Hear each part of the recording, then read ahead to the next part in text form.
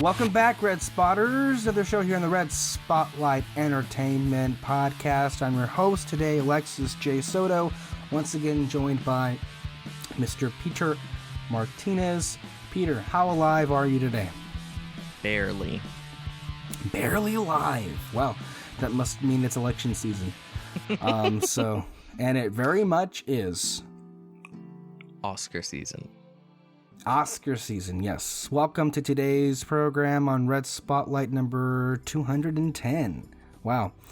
Today we have a stacked show for you. Of course, one of the most momentous occasions in the business of Hollywood and film is the announcement of the Academy Award nominations, which just so happened were announced this week. And today's show will be dedicated in some part to discussing all the nominees, some upsets, some surprises, and of course, as always, more bashing of the Academy and their bullshit logic, because of course it's just what they are, and more of that crap. And then we'll end the show with a movie review of what could quite possibly be considered the best film of 2019, and that is Parasite, which is directed by South Korean filmmaker Jong Ho. So that's going to be our show today. Peter, before I have the full list of nominations,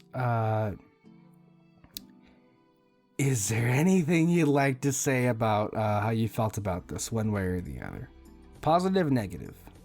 This list confirmed to me that it is true. We live in a society. Okay. Yeah. So let's go ahead and get into these nominations. Yay! Okay, so the nominees for Best International Film, formerly known as Best Foreign Language Film, are Corpus Christi, Honeyland, Les Mis, Pain and Glory, Les Mis? and Les Mis from France. They did another version of it. Oh, from okay. France. I was like, what year is this? Yeah. And Parasite. We'll discuss the snubs afterward. Best Original Song, I Can't Let You Throw Yourself Away, Toy Story 4. Into the Unknown, Frozen 2. I'm Gonna Love Me Again, Rocket Man. I'm Standing With You, Breakthrough. And Stand Up in Harriet. Best Original Score, Joker, Little Women, Marriage Story, 1917, and Star Wars: The Rise of Skywalker.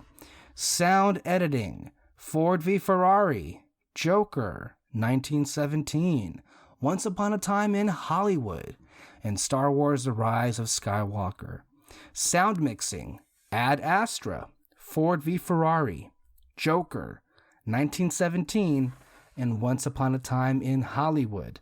Best Animated Film, How to Train Your Dragon: The Hidden World, I Lost My Body, Klaus, Missing Link, and Toy Story 4. Best Visual Effects, Avengers Endgame, The Irishman, The Lion King, 1917, and Star Wars: The Rise of Skywalker. Best Cinematography, The Irishman, Joker, The Lighthouse, 1917, Once Upon a Time in Hollywood. Best Makeup and Hairstyling, Bombshell, Joker, Judy, Maleficent, Mistress of Evil, 1917. Costume Design, The Irishman, Jojo Rabbit, Joker, Little Women, Once Upon a Time in Hollywood. Production Design, The Irishman, Jojo Rabbit, 1917, Once Upon a Time in Hollywood, and Parasite. Best Editing, Ford v Ferrari, The Irishman, Jojo Rabbit, Joker, and Parasite. If it feels like this is getting redundant, Because it's the same fucking movie. Adapted Screenplay, The Irishman, Jojo Rabbit, Joker, Little Women, and the Two Popes.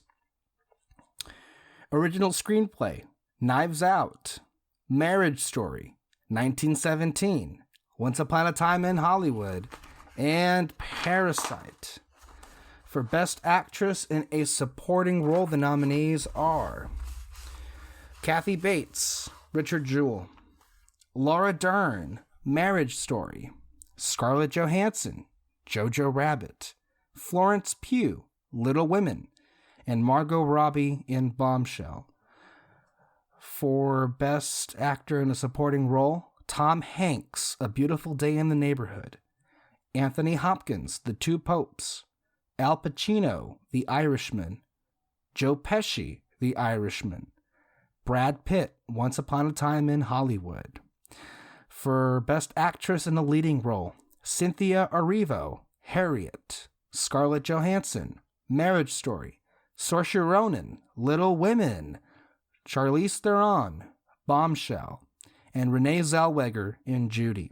For Best Actor in a Lead Role, Antonio Banderas, Pain and Glory; Leonardo DiCaprio, Once Upon a Time in Hollywood; Adam Driver, Marriage Story; Joaquin Phoenix, Joker; and Jonathan Pryce, The Two Popes. For Best Director, Martin Scorsese, The Irishman; Todd Phillips, Joker; Sam Mendes, 1917; Quentin Tarantino, Once Upon a Time in Hollywood; and Bong Joon-ho for Parasite. And the 9 nominees for Best Picture are Ford v. Ferrari, The Irishman, Jojo Rabbit, Joker, Little Women, Marriage Story, 1917, Once Upon a Time in Hollywood, and Parasite. And just so you guys are aware of this, Peter Martinez, I sent you a list of the tally of what film got how many nominations. If you can so kindly pull up Messenger, because I don't have it in front of me, and read what film and the number of nominations they got. Okay, so Joker, 11 nominations. 1917, 10 nominations. The Irishman, 10. Once Upon a Time in Hollywood, 10. Jojo Rabbit, 6. Little Women, 6. Marriage Story, 6. Parasite, 6. Ford v. Ferrari, 4. Bombshell, 3. Star Wars, The Rise of Skywalker, 3. I know. I had to throw up too. The Two Popes, 3. Harriet, 2. Judy, 2. Pain and Glory, 2. Toy Story 4, 2. Honeyland, 2. So that's the total tally. Yeah, and every other movie that was nominated, like Knives Out Got or one. Avengers Endgame, got 1 nomination. So, also to keep people up to date on where the race is for Best Picture is, of course, the most interesting race of award season. Once Upon a Time in Hollywood is right now the presumptive front runner because of its victories for Best Picture at the Golden Globes as well as the Critics' Choice Awards. Of course, the most important outlets are yet to announce their winners, like the Directors, Producers, and Writers Guild of America.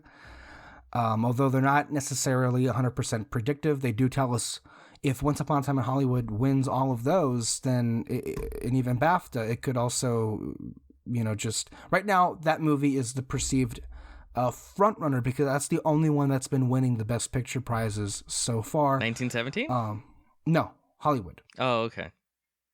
Because it won the Critics' Choice. Okay. So. Which means there's going to be a last-minute upset, and Joker's going to take it.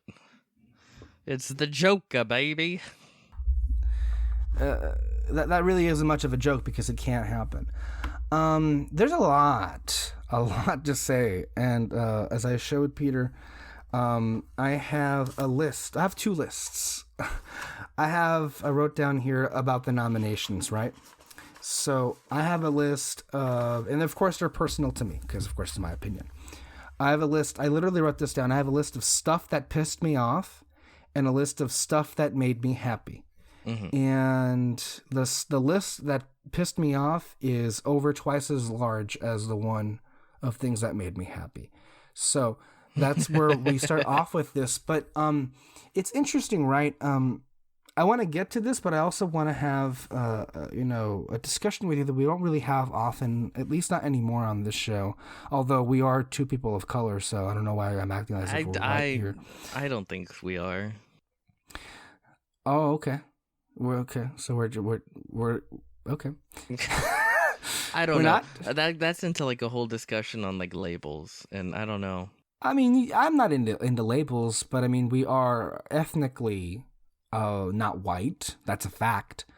Yeah. Our parents, we don't come from this country originally anyway, but then who does?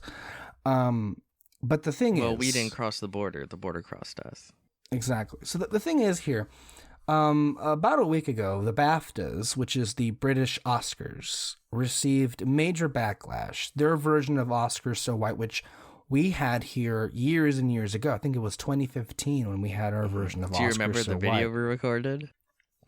It doesn't exist anymore, so quite frankly, I don't recall it either. Oh, okay. Yeah.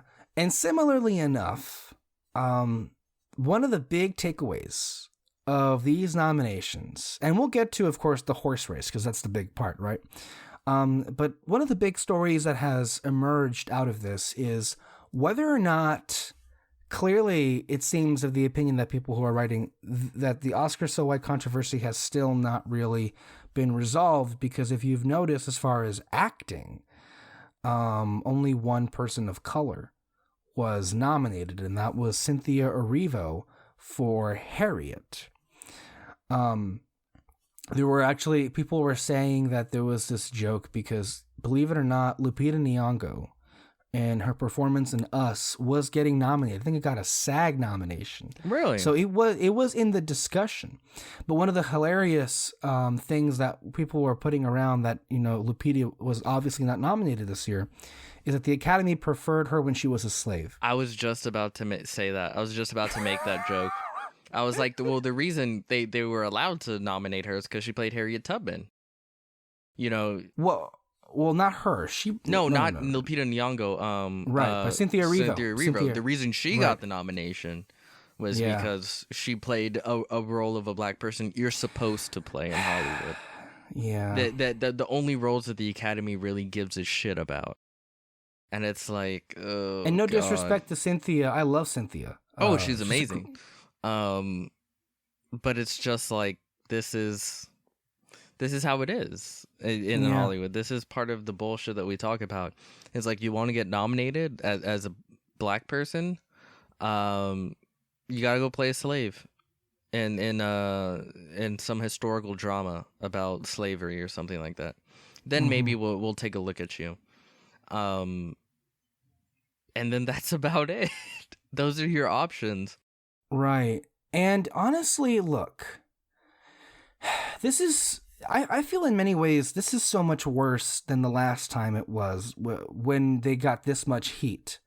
Because if I'm not mistaken, the year that they were getting a lot of flack for this, they even snubbed David Oyelowo for playing Martin Luther King Jr. in Selma. Which is... Yeah. Really? MLK? You're not... Okay. But this year, more than ever, I feel there were so many people to choose from that could have easily alleviated this entire, conundrum that they're in. And it's not in my interest to defend the Academy, and I won't. But as Ann Thompson from IndieWire said the other day on a podcast, only 32% of the Academy, and that's the other issue, right? So not only are people of color not nominated, but also women to a much, more egregious degree, or really at all. But she said that only 32% of the Academy are women, which, I mean, again, I'm surprised it's that high. It's exactly. And this past year, the Academy invited an equal number of men and women as new members of the Academy. that's progress, but clearly by these nominees, holy shit, is it not enough? It almost seems like while they're trying to make it look better for themselves, and they're doing more to invite more people of, you know, different backgrounds and more diversity, these nominees lately, it's almost as if it was a backlash, and it's almost kind of inexplicable because last year had the most people of color to win Oscars, and yet. But then look at what won Best Picture. That was the strangest thing that no one talks about, is that like that was a historic night for diversity at the Academy Awards, and they give Best Picture to the remake of Driving Miss Daisy. Maybe they thought that was diversity because they're just so old and so out of touch. They're like, what? Black people and white people can get along? This is revolutionary. And I mean, they had other options like, they had Roma, which is, you know, a non-white family, but you also had like Black Klansman, Black Panther. You had a lot of really, good one. Options to go with. They Best would never Picture, give it to Black Klansman because that's too scary to them. Which is, it's too militant. We'll put it that way. And they are very much part of said establishment. That would not do good under said, you know. Anyway, I'm rambling. Go on. So what do you make of all of this then? It's business as usual. What are you talking about? It's business as fucking usual. Exactly. The fact that something like Joker 1917, like to me. Well, I meant as far as the diversity is concerned. So as far as the no, but it's all tied together because they don't connect with diversity films. They don't. They're the same movies. They're the exact same movies. They only connect with the same movies, which, I mean, not to call anyone out, just throwing it out there, usually connect with older white people. Like classic war films, 1917, Ford versus Ferrari, like Joker, very much a throwback to fucking Scorsese in his heyday. Let me just look at this. Once Upon a Time in Hollywood, The Irishman, like these are very much the kinds of films that if it's like, oh hey, my dad is looking for some films to watch. He hasn't seen anything this year. Can you recommend a couple off the top of your head?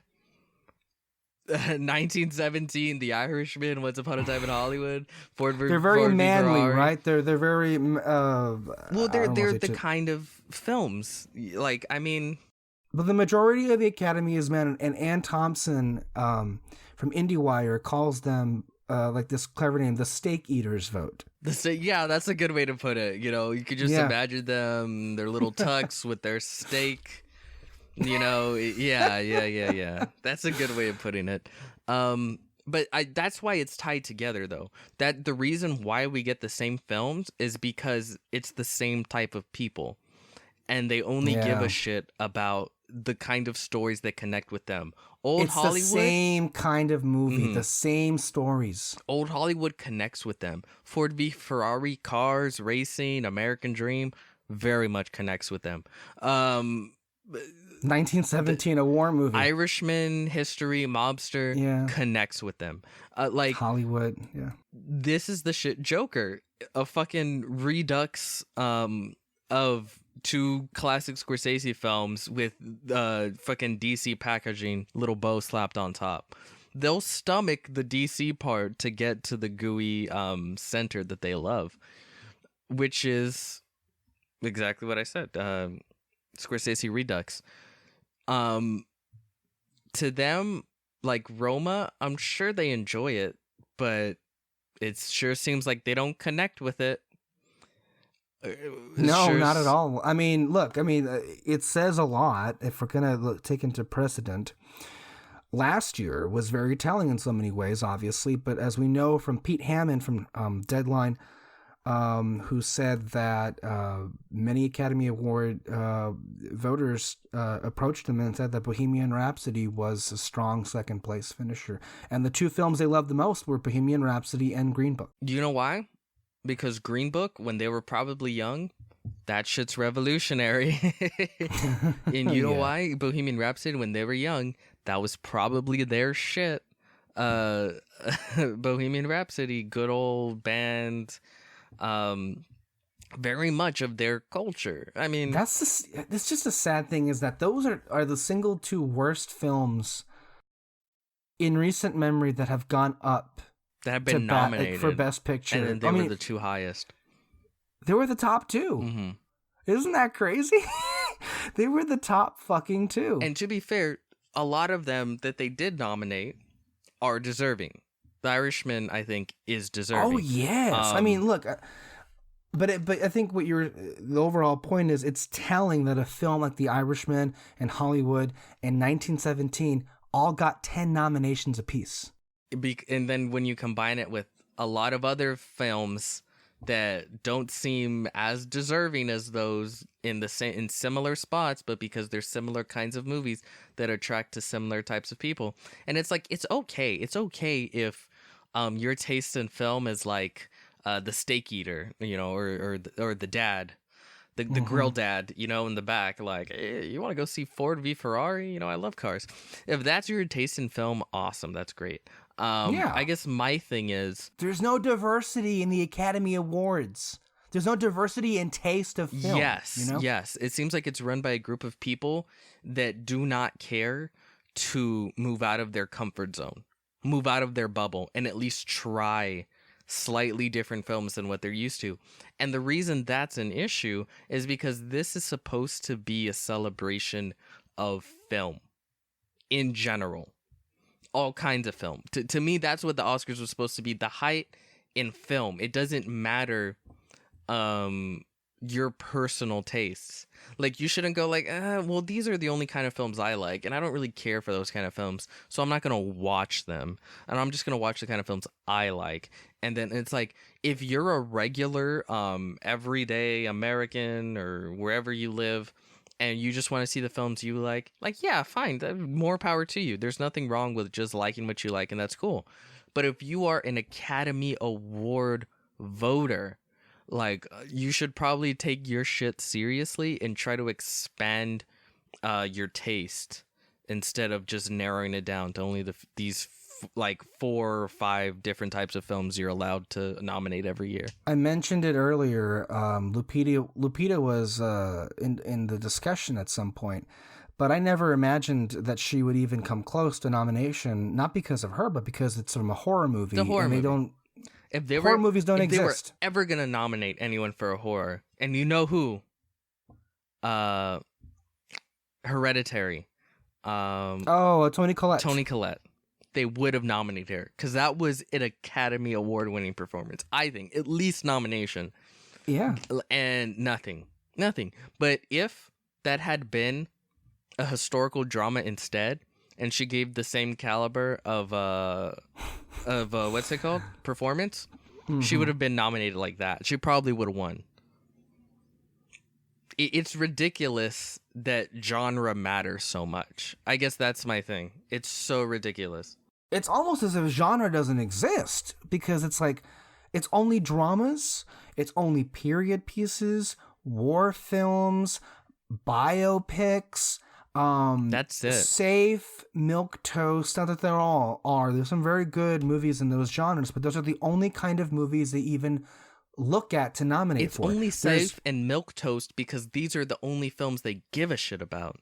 If they actually broaden their horizon, then, like, I wouldn't be saying anything about, The Irishman or Once Upon a Time in Hollywood being nominated, because I think those are genuinely great films and they should have been nominated. It's indicative of what they are. It's all they give a shit about. Like, where are the horror movies? Where are the comedies? Well, just to get into it a little bit, what are some films this year that you think that could have been nominated and didn't and weren't?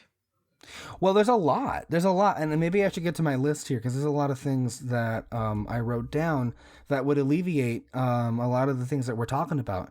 But I think a big example is, so Little Women did very good. It did 6 nominations, but it's kind of glaring how it gets a screenplay nomination, it gets an acting nomination, and a Best Picture, but nothing for directing. If they loved it that much, why is Greta Gerwig, who's been nominated before for Lady Bird, not in the Best Directing category?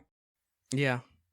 I mean, I haven't seen the film. I can't speak too much to it. But we know the answer, though, because it's they love it to an extent, but it's not their kind of movie. It's not their kind of movie. It's too feminine. They were even people. I know you were laughing that Frozen 2 got snubbed, but people were even saying, well, of course the animated movie with 2 female leads gets snubbed. I think they have an admiration for Toy Story. Yeah. They don't have an admiration for Frozen. They gave it the Oscar. Okay, let me just get to this, and we'll get through all your questions. Okay, so this is a list of things that pissed me off. Oh, okay. Oh, you wrote down a pissed off list? Uh-huh. All right, let's do it. Todd Phillips getting nominated for Best Director. Gerwig, Noah Baumbach, and Taika Waititi, I thought, were far more deserving of that. Entirely. Even Lulu Wang, who directed The Farewell, would have been a great, Oh my God. The Farewell. I'll get to that. Okay. Yeah. Joker getting 11 nominations. Are you fucking kidding me?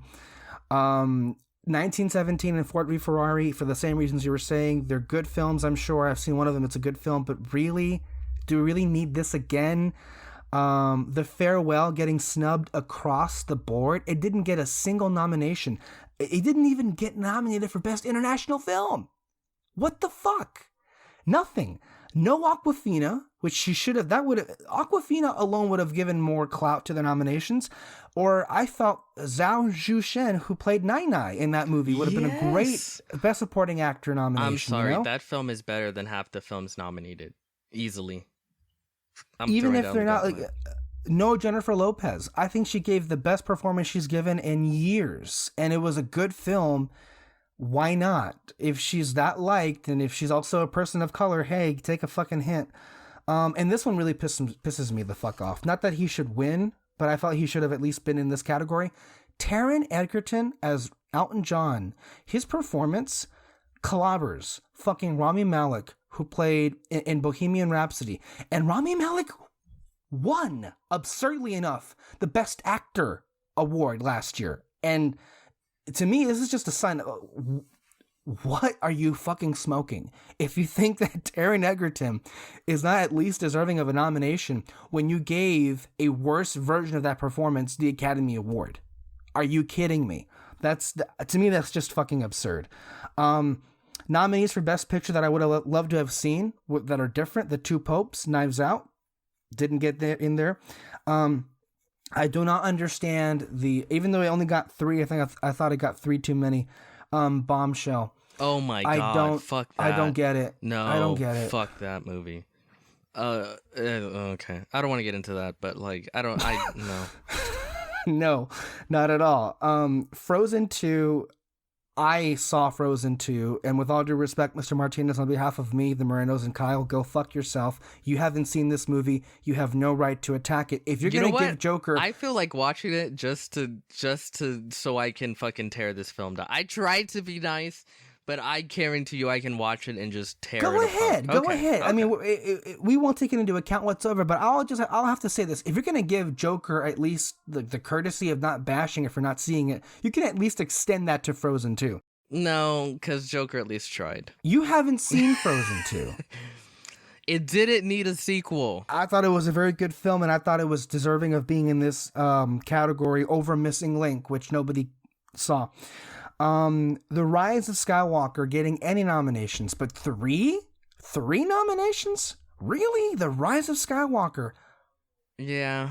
On top of that, John Williams' score for that movie was the least impressive maybe of the entirety of Star Wars, and that gets a damn nomination. His entire Star Wars career, that was the least impressive score. Like, It was, yeah.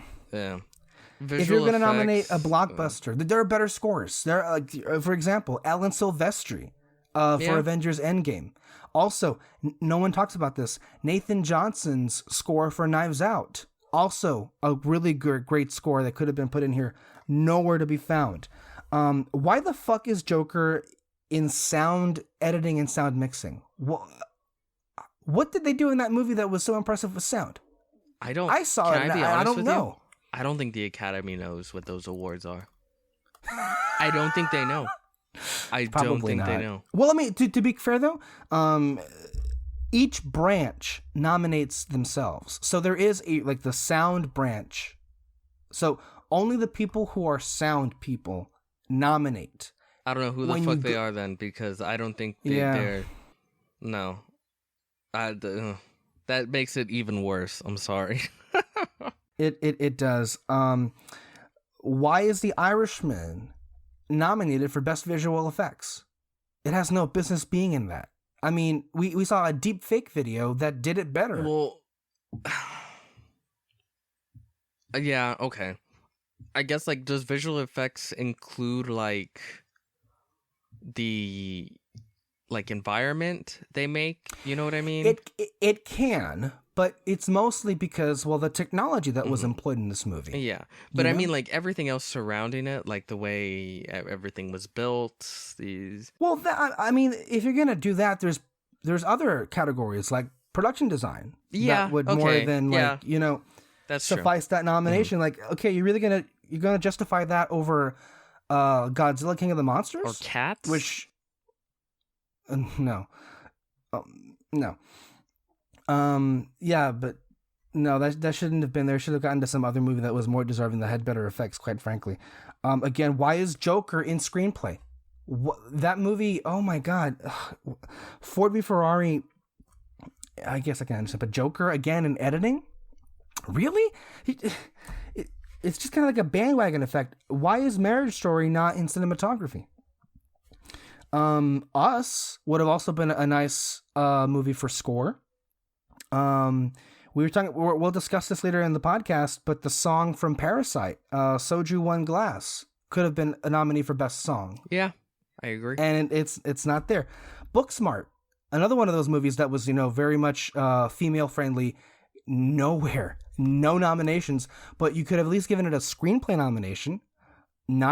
It's not there. Rocket Man had amazing costumes. Nowhere for costume design. The Two Popes also had great costumes. Nothing. Yeah. So those are the major. I can throw out some films that I thought were really good this year. Just a couple. Yeah, but if I can, though, I do want to say, though, I want to balance it out slightly. I do want to mention things that made me happy. So, Beyonce getting snubbed for Best Song. That was probably the best moment of the entire nominating process. Getting snubbed? How was she snubbed? Well, she was not included. Wait, what song did she do?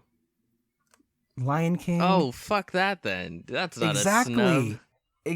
Well, I'm saying it's a snub because she was expected to get nominated. Oh, okay. That's why. But, I mean, in my opinion, she should not have gotten close. But the fact that she didn't get in this list makes me happy. Knives Out getting in for screenplay, it's only a nomination, but in my view, that should win the screenplay award, but okay.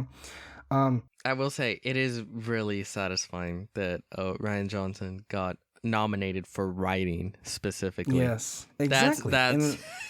That's satisfying. So I was happy the Two Popes didn't get snubbed, because I could have imagined a scenario where they would have just been forgotten about. I was happy that Little Women got as many nominations as it did. Yeah. The same thing for Jojo Rabbit. I'm very happy for how that did. I felt I should have also gotten directing. I'm very happy that for the first time in how long they acknowledged the existence of Tom Hanks. His first nomination since Castaway. Really? Yes. His first nomination since Castaway, because he's been up for awards for Walt Disney. I think Captain Sully Sullenberger, James Donovan in Bridge of Spies, The Post. He was playing, I think, and then he did this one for what's it called, for Mr. Rogers. So they must have really liked then. I was happy to see a movie like Toy Story 4 because they do have a penchant for that. Avengers Endgame. If anything, that movie I thought was deserving of nominations for sound editing and sound mixing. Because this, I mean, if you're gonna nominate it, that and it's the biggest movie of the year. You know, remember we had a big fucking blow up at the commentary about whether or not it could, get nominated. I told you so. Well, much better films started to come out, so I told you so that this wasn't going to happen.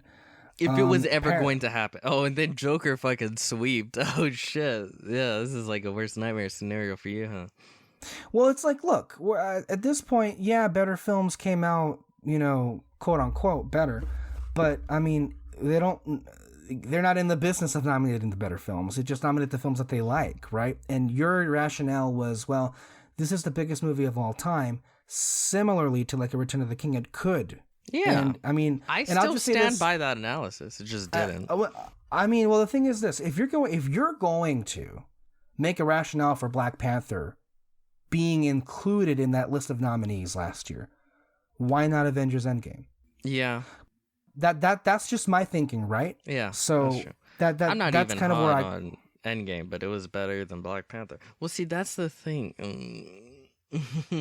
That's why I wish they just wouldn't include films to include them, because it's like now every time it's like, well, I feel like I can justify most films getting nominated for Best Picture, based on past films.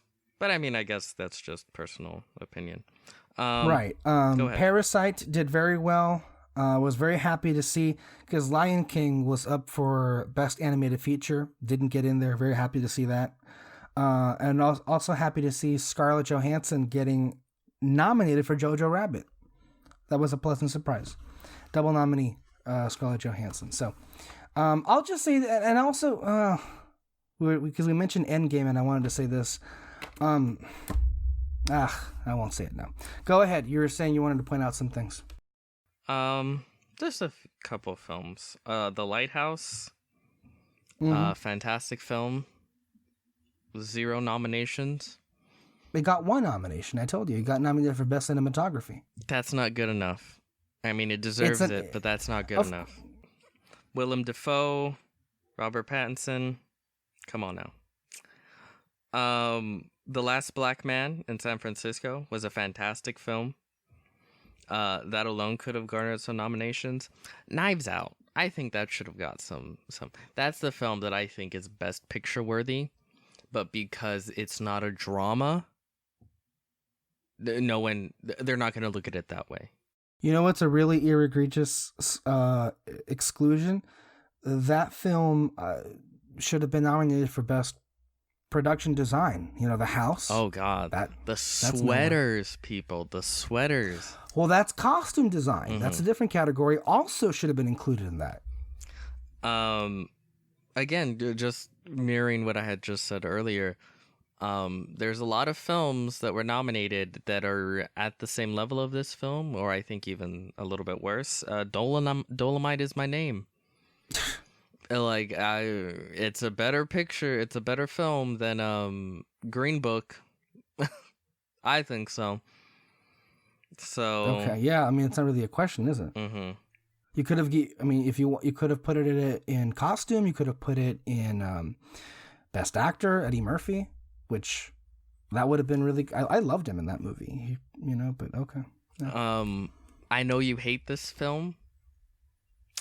But I think it's really good. It wouldn't be the first one you mentioned. So yeah. Go ahead. Uncut Gems. My poor boy Adam Sandler was robbed.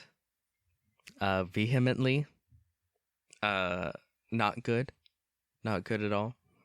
I for some reason the Academy fucking hates the Safdie brothers, and I don't know why.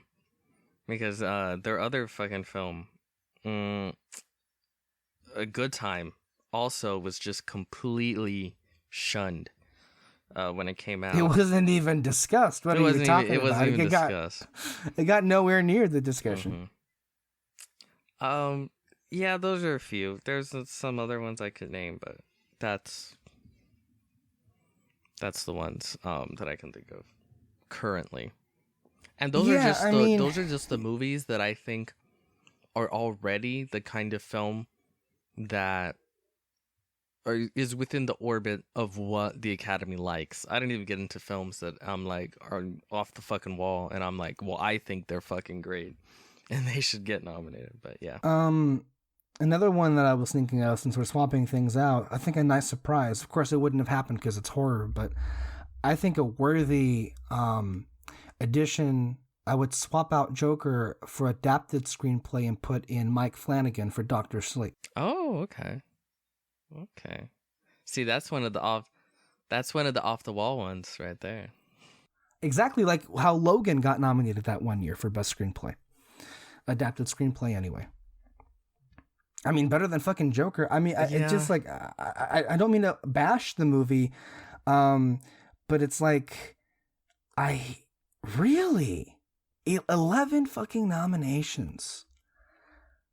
I feel like that's just a slap in my face on so many different levels. It's just like it feels like the Academy falls in love with one or two or three films, and then they ignore everything else.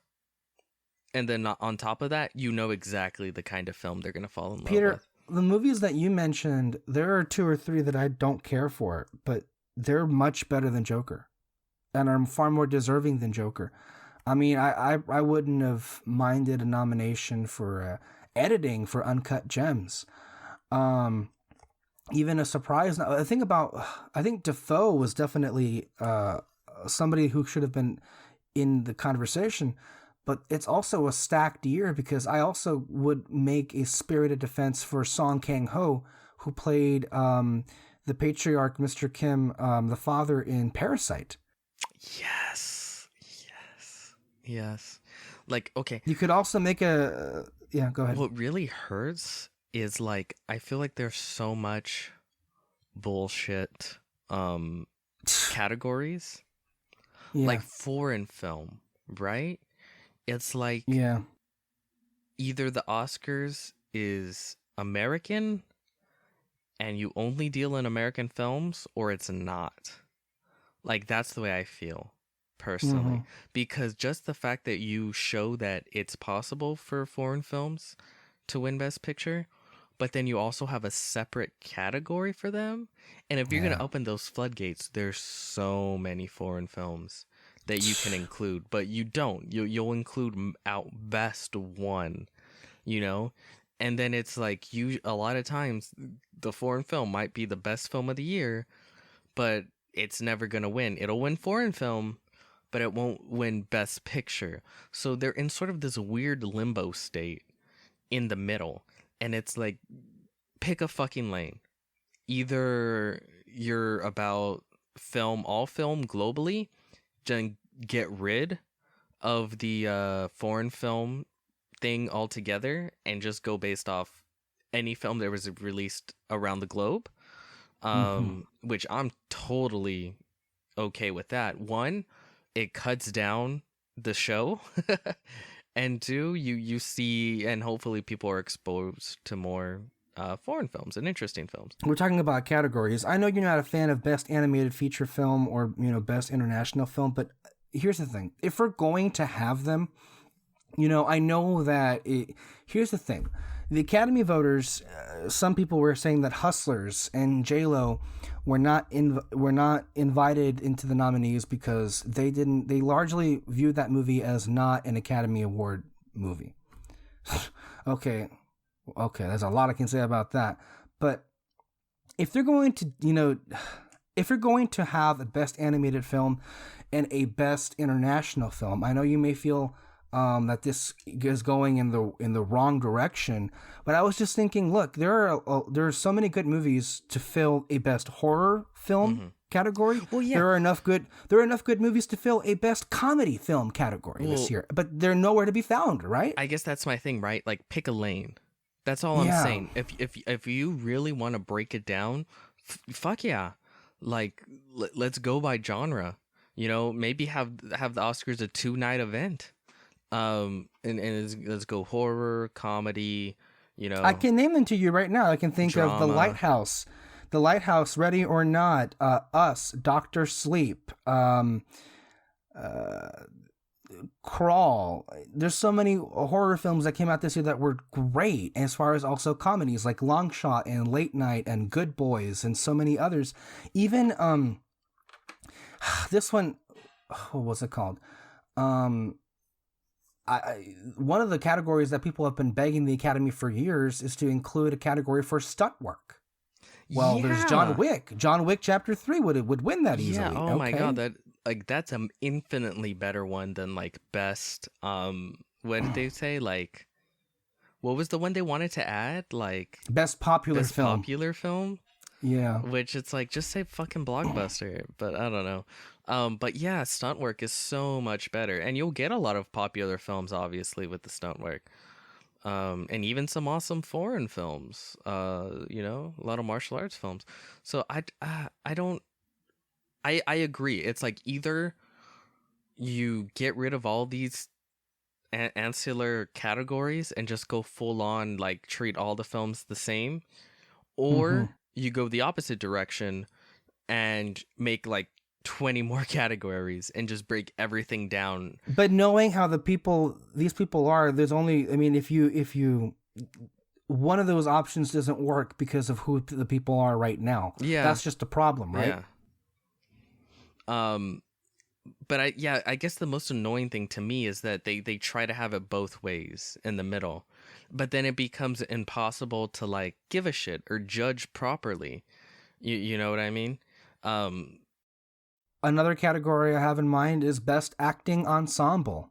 I mean, that is the Screen Actors Guild Award. You really want that award for Knives Out, huh? Well, there's also Avengers Endgame because there's a long cast list there. No, come on. Still trying to get it. Never mind. I didn't know Knives Out would win. I'm just saying, if you have a lot of other movies that have these wonderful ensemble casts that should be recognized, like Parasite. Yeah, Parasite's awesome as an ensemble. Yeah. So I'm just saying, like, there are so many ways to make this process and these awards better, right? Yeah. But they're not gonna go. You know what's my biggest worry? They fucking do it, and then now instead of Joker getting 11 nominations, Joker gets 20 nominations. They just have their same favorite films and they just stretch it out to all the new categories and add them to all of them. Best stunt work, Joker. Best horror film, Joker. Yeah. Best acting ensemble, Joker. Yeah. Best comedy, Joker. Hell, let's just put it in there as well. Yeah, let's just add it. That's the thing. Even if you were to change it, that's what you would probably get. I mean, well, if we look at Best International and Best Animated Film, they do seem to have some strict rules, at least for what qualifies as a nominee.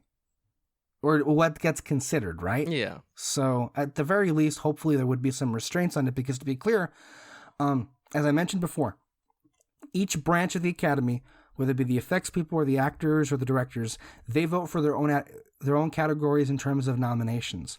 When the nominees are announced, the entire Academy gets to vote on any category they want. So just to be clear about how that process works. Yeah, it's... yeah.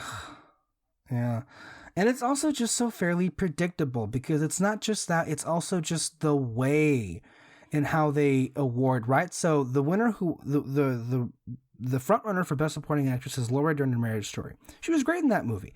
But she's not getting that award because of that performance. She's getting that award because everybody loves Laura Dern, and it's her time. It's her time.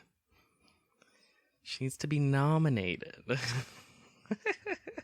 Brad Pitt, the same thing. It's his time. He's great in the movie, but he's also getting the, it's his time thing. Renee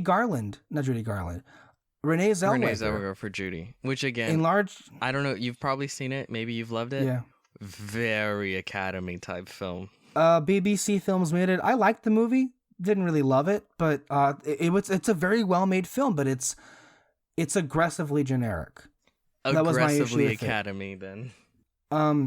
But the thing is, though, she's going to get that award in large part, as many Oscarologists have said, not just because her performance is great, but Judy Garland never won an Academy Award, and in this way, they will see as them retroactively or posthumously giving Judy Garland the Academy, which is bullshit.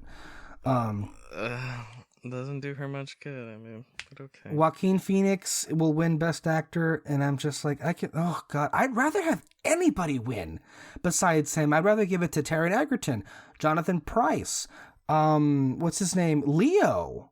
I think would be great for Leo, this. Adam Driver should was win. Great. I haven't seen it. I know Joaquin Phoenix is a great actor. I have seen He's a scenes fucking great actor. from the film.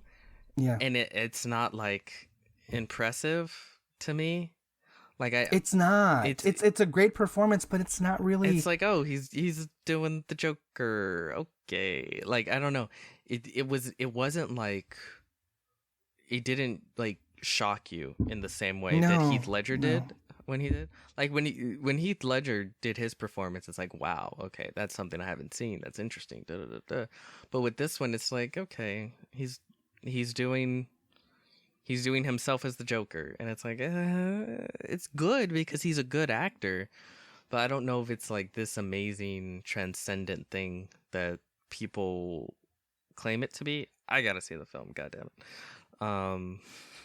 I mean, if anything, and I did mention when the movie came out that there were categories that I felt that Joker was deserving of being included. I heard the score was really good. Yes, best score, best actor, and best cinematography, I think, were great nominations for this movie, but that's kind of where it stops for me. Mm-hmm.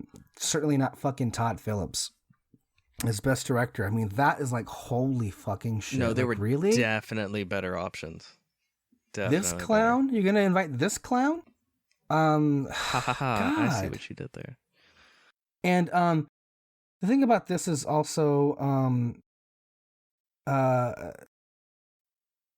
do think there is something to be said about because there's also the one that I feel gets poo-pooed on or pilloried the most is commercial filmmaking.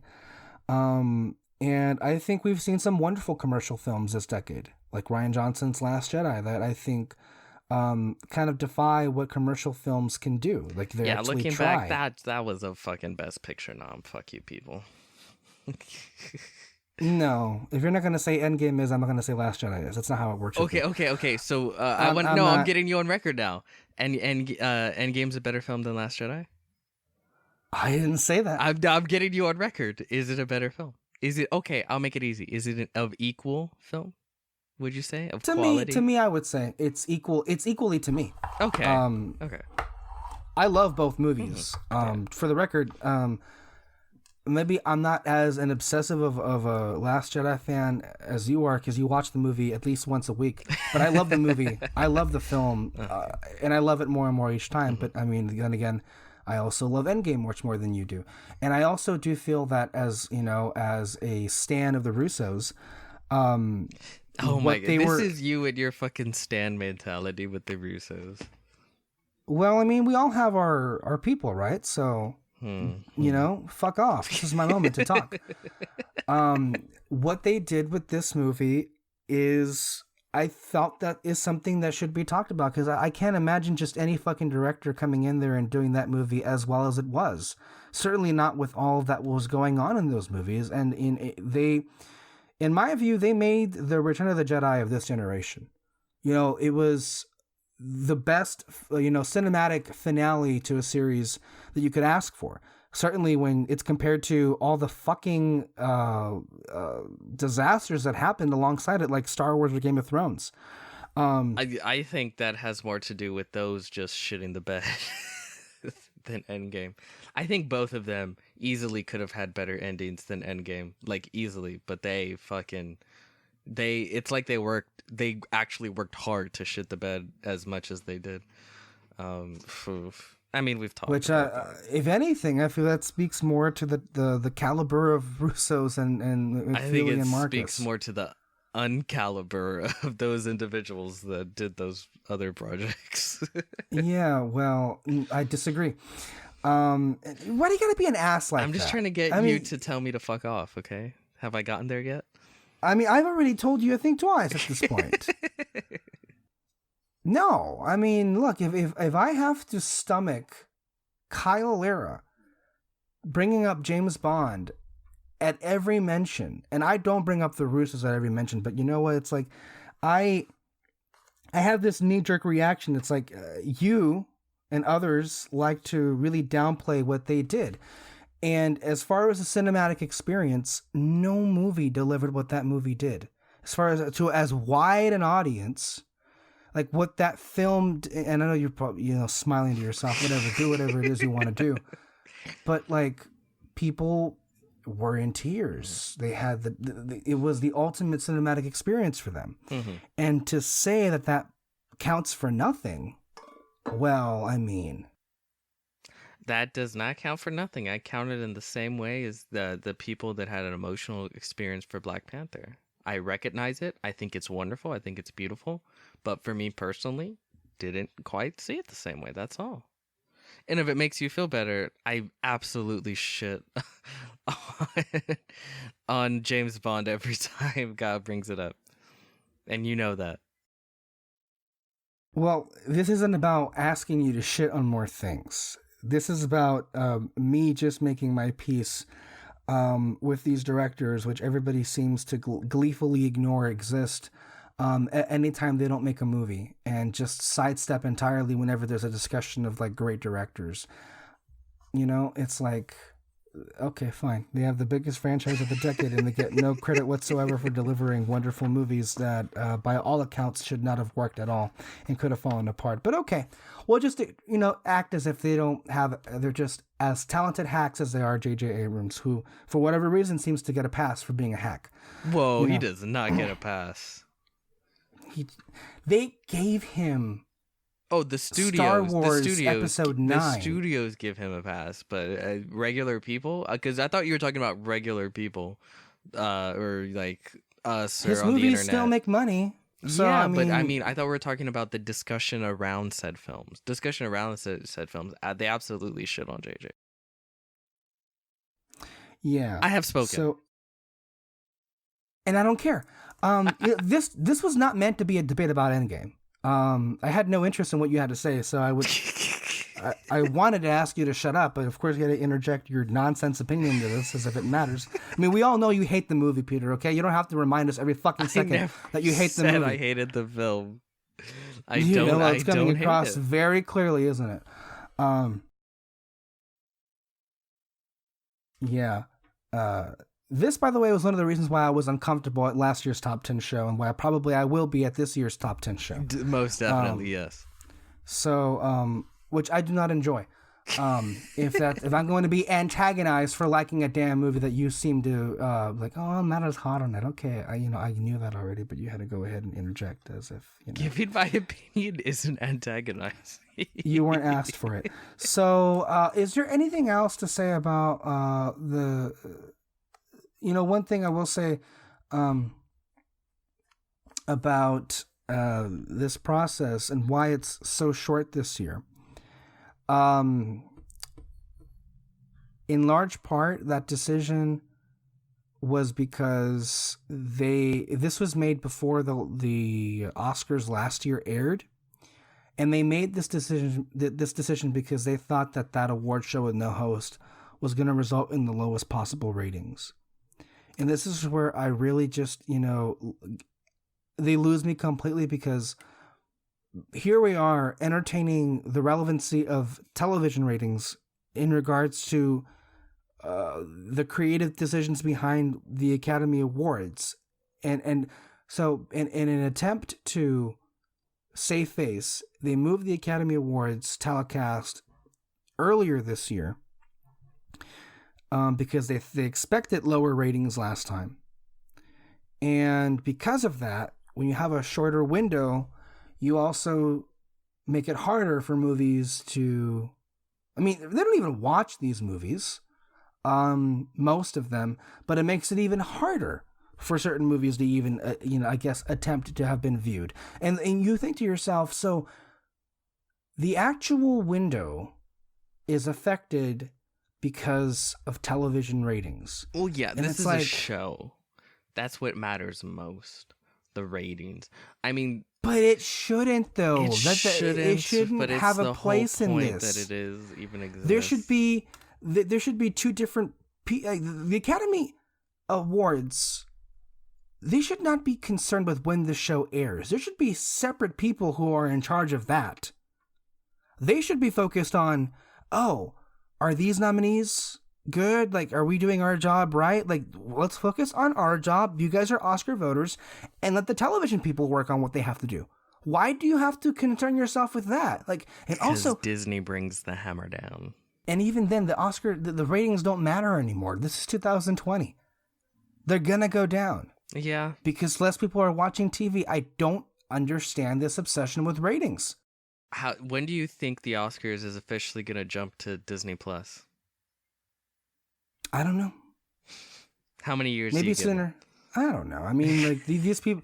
At the very least, these old people have to die, right? Yeah, they all have to die first. So it'll be a while. It'll be a while. 10, 20, 30 years maybe. Or at least not all of them have to die, just most of them. What was I gonna say? Fuck. I was gonna say something. Fuck, yeah. No, I forgot. Fuck it. What were you saying? You were saying about the telecast, right? Oh, the ratings shouldn't matter. Mm-hmm. Yeah, I completely agree. I will say it didn't seem to affect the earlier time schedule. 1917 got fucking nominated before it even dropped into theaters. Yeah. So I don't know. Again, I already feel like they don't take the job that seriously. So this is just as we've established, they don't watch the movies. Paul Sheehan on Gold Derby said in a recent podcast that he is still to meet an Academy Award voter that has seen 12 Years a Slave, and may I remind people that won Best Picture. That's so sad because that's actually a really great film too. Yeah. Like. But we see why it won then. Oh, it's the important movie. I'll just check off that box and I'll have to watch it. It's the one that everyone is saying that I'm supposed to, that it's the best film. So it's like, yeah, okay, I'll go with them. Yeah, funny thing, Greta Gerwig was telling the story at the Globes a few weeks ago that so many members of the HFPA were coming up to her and like telling her, oh, we voted for you and everything, and she wasn't even nominated, I think, in whatever category they were telling her. People were saying it's literally from Knives Out when they were like, well, you know, I wanted you at the funeral, but I was outvoted.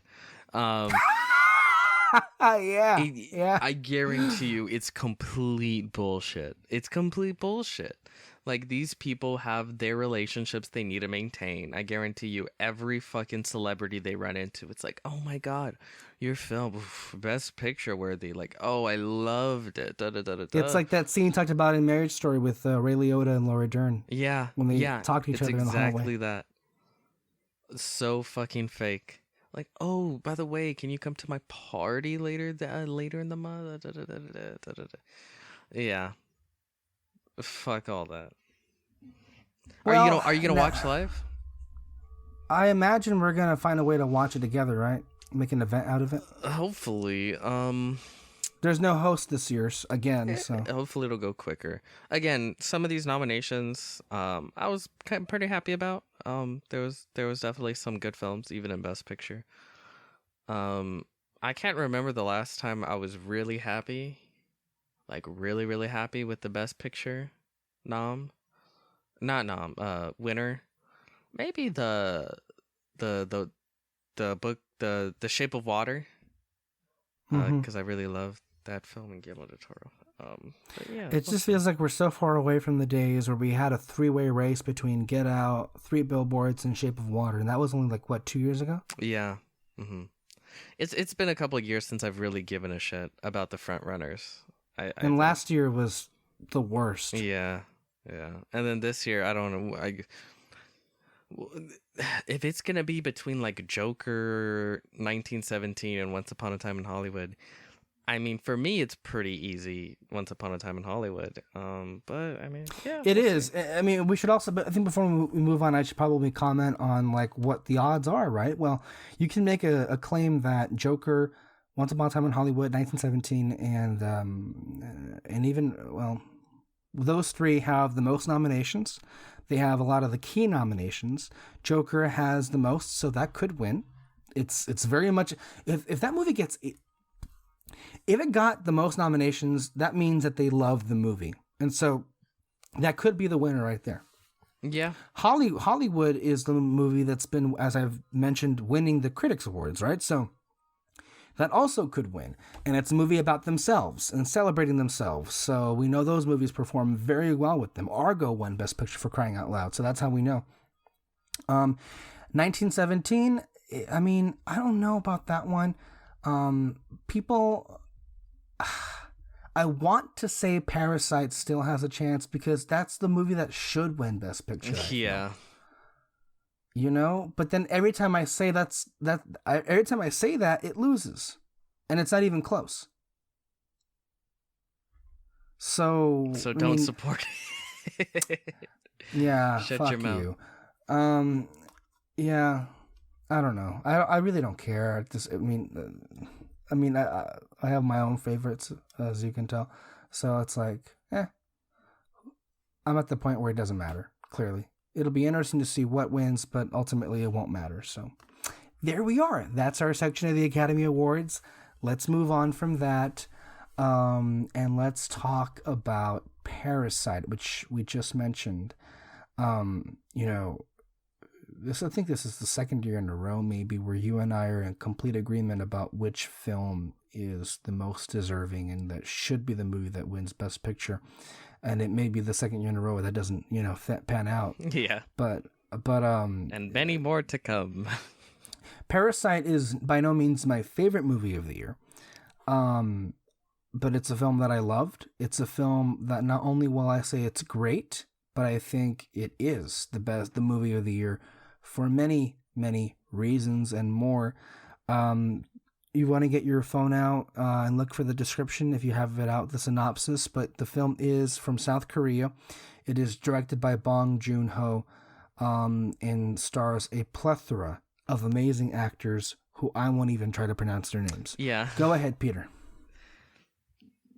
Act like you own the place.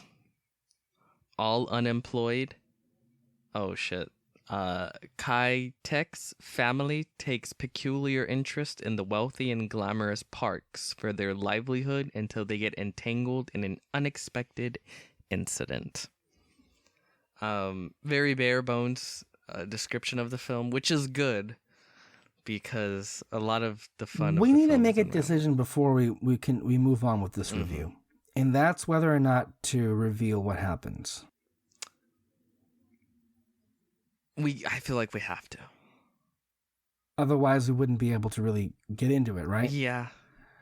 It's just, but I think you and I will both say that there is a reveal in this movie, as there often are with Bong Joon-ho movies, that flips the film entirely, and it works a lot better if you don't see it coming. That's the thing, It's because that moment when it really just like when it happens, you're like, this just became a different movie. Yeah. This is definitely one of those films where I could see a lot of people, if you haven't seen it, wanting to not have been spoiled. To have not been spoiled. Yeah. So I think let's issue a fair warning that from this point forward, we will discuss it. We don't have to get into it right now, but we don't usually stop to do that. We just assume people have seen it. But for this movie in particular, it's one of those you really just want to experience it first before you hear about it. That's just coming from me and from Peter and I really saying it. So yeah, I gave you my brief thoughts on the movie. Best movie of the year, objectively speaking. An impeccable film on every level. It is the movie of the year for me. What do you think? It's an amazing film. It's wonderfully made. It is highly detailed in its intent and its symbolism and its message. Wonderfully written, wonderfully acted. it's an all-around powerhouse film. Bong Joon-ho is an incredible filmmaker. He's one of those, I don't give a fuck what he's making, I want to watch it. I agree. This is, if I could pick a Best Picture winner, it'd be this one right here. No question. Yeah. Really love it. And that's in a year full of actually good movies, so. Yeah, there's actually, I think, a lot of really good movies. That doesn't include Endgame, apparently, but okay, go ahead. I'm sorry. You know, once you get me going, I can't drop it. I really can't, you bastard. I didn't even do anything. Oh my gosh. I didn't say it was you. It was probably you're right. me. It's a me issue. Yeah, it's the Disney cult. Okay, so Parasite. You just watch, bitch. If you come with us to Disney this year on our pilgrimage, you will be converted. Pilgrimage to Mecca. You need to return to the Holy Land. It's been a while, you know. Yeah. You have to go at least once before you die.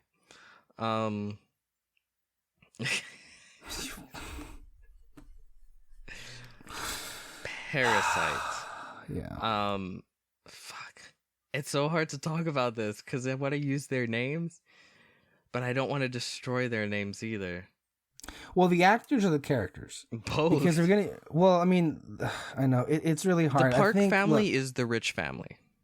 The Park family is the rich family, and what's the other family? They're like Kai-tek? No, the Kai-tek is the name of the father. Kim Kai-tek, yeah. Kim Kai-tek, or the Kims, the Kims and the Parks. That's how they're known. So the Kims are the poor family, and the Parks are the rich family. Easiest thing to say is, what fucking great actors. All of them. All of them. And I just want to keep in mind, first and foremost, before we get into the details, can I just gush about Bong Joon Ho? I didn't see Okja because I couldn't bear to see an animal be. The premise of it just turned me off. I'm sure it's great, but I do not want to put myself through that. But I did see Snowpiercer, yes. And I love that film.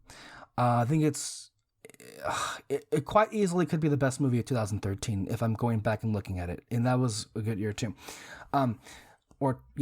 And why I love that movie is because it was just one of the films that I consider to be ingenious. Not only in its premise, but the writing and the direction. And I think this film is all those things and more. And what I see in his films is quite possibly amongst the best directors of our time. The attention to detail. The attention to detail is extraordinary. His passion in these movies, even though it may not, stick out when you're watching them, but one of the things that he's passionate about is climate change, and that seems to be a theme in this movie as well as Snowpiercer.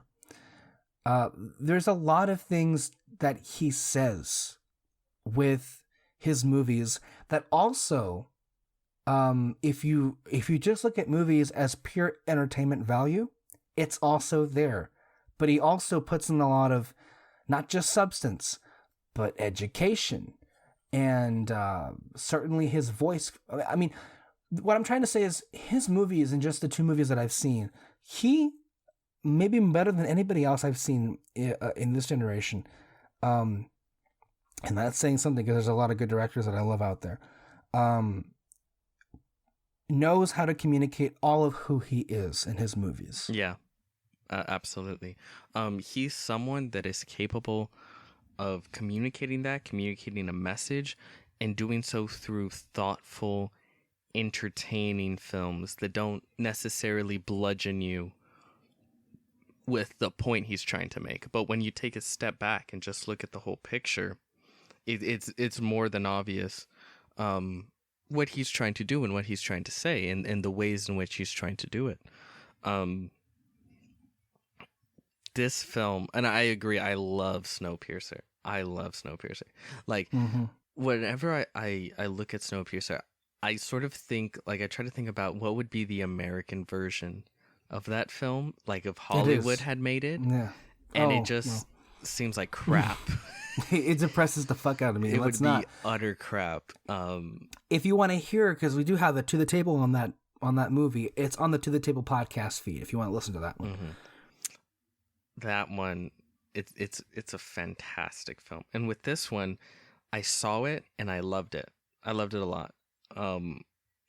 But just looking at some of the behind the scenes stuff and just listening to Bong Joon-ho speak about the film, like, you just go back and realize just how much detail and how many layers are just peppered throughout the film. This is the thing I told you right before we started recording. I had no fucking clue. Like, this was really good. They built the Parks house. Like, that wasn't a house they found and just shot there. They built that shit, and they built the, like, underground apartment that the Kims live in, and that whole, like, street. The scale is massive, and just as it's occurring to me thinking about other movies whose production design really shined, like Knives Out in that house. Also with the two popes, they recreated the Sistine Chapel, as he talked about. Both impressive. But this movie, more so than those other two, utilizes every space. Yes. The scale of this is... I don't even know what the right word to say that I haven't already used. It's... Watching the film, I legitimately thought, like, oh, like, this is, like, I don't know, some street in Korea. Like, this is a real place. Like, I could visit this place if I wanted to. Like, and in the house as well. It's like, why would you design an entire house? Like, just find a rich person's house and just use it. But, like, no, he had purpose. He had an exact way in which he wanted to shoot the film, shoot specific scenes. He had a big thing with stairwells. There was a lot of he had a specific vision in mind for this film. And in order to complete that, he had to build around that vision. And the fact that not only they did it, but they did it in such a way where it was nowhere near noticeable. Like, I legitimately thought everything they shot was like, I could visit. Like, it's just a regular place, regular house, regular this or whatever. And I think that speaks to how great of a job they did. Yeah. That you thought it was a real location. And I didn't even consider, when I was watching it, I was just so engrossed in the narrative. And of course, captured by the openness of the house. I'll admit, I never even had a conversation. Oh, is this a recreation or is this the location? I just like, oh, it's just a house that they found. It didn't even occur to me that it could have been just a set. But when you think about that, it makes you realize, like, wow, like, there was a purpose to the way everything was designed that you see on screen. Everything. Yeah. The fact that the Kim's house, well, not house, apartment is just slightly underground. Not completely, but slightly. And all of the dirt and dust and grime and sewage from the rich flows, like, from places like that, like the Parks house flows down into theirs. Like, when they had that flooding and it destroyed everything in their little apartment. Everything is purposeful with design. And then that makes you rethink everything from the characters, the things they said, how everything's shot. I've seen several videos. You showed me a really awesome one breaking down the film and specifically the ending. And I've seen a couple of other ones. I saw one breaking down the way the film was shot with the peach scene. When they got rid of the maid through her allergy. Like, just amazing the way they were talking about the film, the way it flows from shot to shot. And, you know, as they're discussing, they're going through the plan. And it's little things. Like if you're just a regular, it's not something overt, you know, like if I go to see a Star Wars film and I see a giant animatronic monster, I'm like, that's really overt. I could tell, wow, a lot of thought and imagination was put into that. But a simple scene such as this, like you're impressed by it, but you don't necessarily see the cogs and the gears moving. So to like take a step back and see the way people broke it down and just be amazed, like, yeah, this is incredible. The way in which the story is told. There's so many little things. It's very much, I think, one of those movies where after seeing it once, you step back and you really have to just process what you saw, because I didn't even get the full experience, I feel, of the movie until I saw it again. You gotta see it again. Yeah. There's so much there that is, and I've mentioned before how I love the kind of movies that, they tell you what's happening and what's going to happen. You just don't realize it. Yeah. And it's done so in dialogue. It's also done so in visual imagery. Certain things that, certain little touches that you don't realize on a first viewing that you certainly catch the second time around, that add much more nuance to what's happening, right? Mm-hmm. That's why I said it was an impeccably made movie from top to bottom. Legitimately, I'm impressed how much is in this movie and how much it's executed so well. You know, and it's almost kind of overwhelming to pick what to talk about, because the movie is saying a lot. Really, there's a central message. Obviously, clearly you pick it up with the dynamic of the Parks and the Kims, but it's saying a lot as well.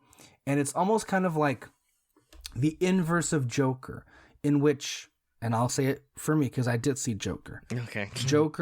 Joker is about as vapid and empty as a film can get, because and I call it that because that was the movie that was trying to say so many different things at once. And a movie that I ultimately felt, in their attempt to say everything, they say nothing. Whereas in Parasite, there's a lot of different themes that I think are just so cleverly put in there, and they say so much more than that other movie. So, where would you like to unfold this movie? Should we start with the narrative? Yeah, I think breaking down the narrative is good because it's kind of a wild narrative. Yeah, it is. Yeah. It's the Parks and the Kims. Kims. Okay. The Kims specifically are very poor. And you see that in the beginning. And what I like about this film specifically, just off the bat, they're not shown as this altruistic, extremely good people, the poor. The good people are the poor people and the bad people are the rich people. All the people are just people. Especially when it comes to the Kims. They can do some very bad things.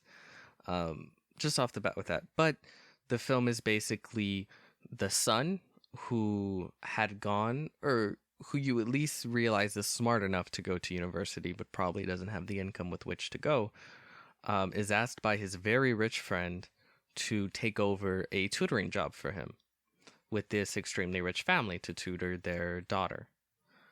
So they start there, and the son realizes that the wife, and really the Kims in general, are kind of easy to con over.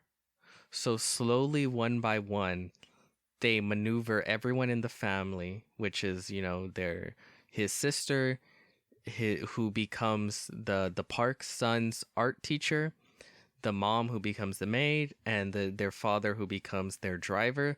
They basically maneuver their entire family to leech onto this family, unbeknownst to the Parks that they're all related. Can we stop right there? Because there's already a lot to say about that. Yeah. Oh my God, the sequences in which that happens. And keep in mind, it is maybe not so much sequences, but a portion of the movie, maybe Act 1, shall we say. The process by which they infiltrate this family, some of the most entertaining cinematic experiences I've seen in a long time. And also just how conniving and how brilliant, and honestly, to a T, how perfect they infiltrated that family. It basically becomes a heist film. Yeah. Yeah. And at that point in the movie, okay, so I guess the parasite are the Kims, because they infiltrate themselves in the Park family. They leech onto them. And I love how it's presented in the movie as I think it just occurred to the son, right? Yeah. Or I don't think it was ever discussed that they were going to go in there as a unit eventually. I think he had like he heard about the son and how, you know, he needed an art teacher. And then that's where he got the idea, like, talk to the sister, like, hey, you know, maybe I can get you in here as the art teacher. And after that, they were like, let's go all the way with it. Oh, no. The sister, after her first day on the drive home, got the idea. Because remember, she took off her underwear, placed them underneath the car.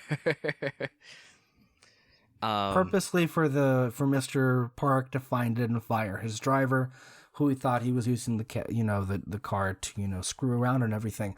So I think it's maybe more the sister that instigated the whole thing, and maybe the son just thought it'd be a nice thing to get his sister involved in it. I think it's just impressive to me how successful they were. How easily even they were able to just blend in. And right there, it's saying a lot of things at once, right?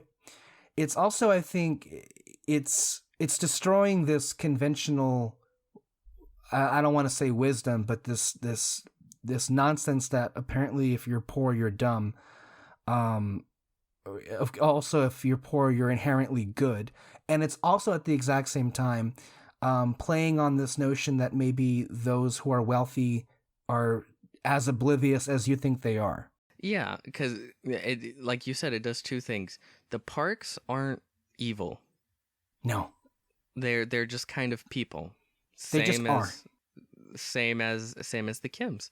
And they're not that bright either.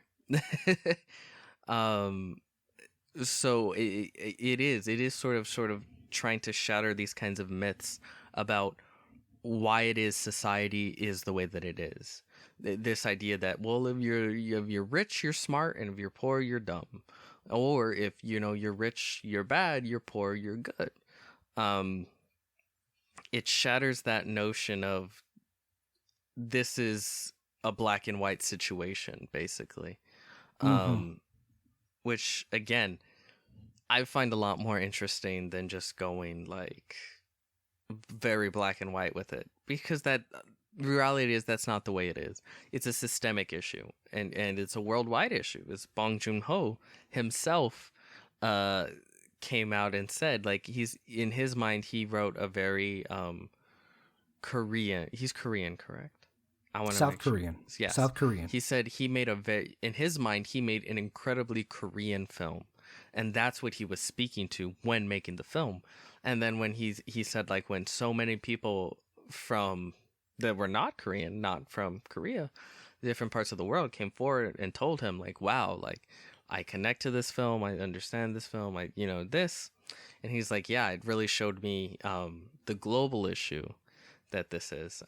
He specifically worded it different. He said we all live in one culture called capitalism.